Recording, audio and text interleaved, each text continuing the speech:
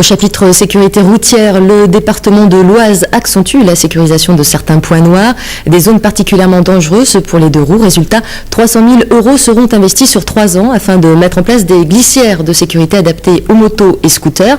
En France, l'an passé, 20 motards sont morts après avoir percuté des glissières non adaptées. Reportage à Saint-Martin-le-Neu de Fabien Garot et Anna Salzberg.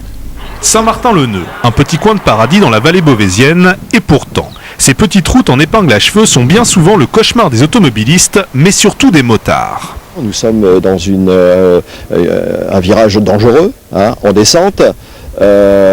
Donc il y a déjà eu des accidents de véhicules automobiles, quelques accidents de moto sans grande gravité.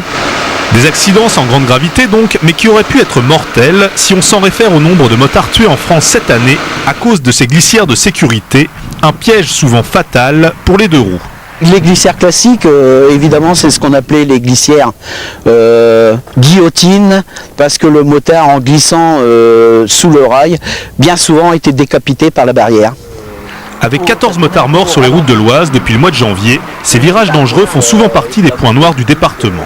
Du coup, le Conseil général a décidé d'investir massivement dans le doublement de ces glissières de sécurité sur les portions de routes départementales où le risque est le plus important pour les deux roues. Le Conseil général a décidé de résoudre les difficultés sur les 20 km clairement identifiés et nous allons pour ce faire multiplier par 6 les crédits jusqu'alors consacrés à cette opération pour que fin 2010, il n'existe plus aucun point noir en matière de circulation des motards dans notre département. Une nouvelle plutôt bien accueillie du côté des motards, même si des progrès restent à faire. C'est une partie du combat des motards en colère, le doublage général. Il n'y a pas que ça aussi. Il y a l'état des routes, l'état des infrastructures, aussi bien sur les départementales et souvent dans les villages. 20 km de glissières restent donc à être aménagés dans l'Oise, département emprunté par un nombre important de deux roues qui se rendent en région parisienne. Le Conseil général s'est donc engagé à rencontrer les fédérations de motards très prochainement pour étudier les chantiers à réaliser pour la sécurité du plus grand nombre.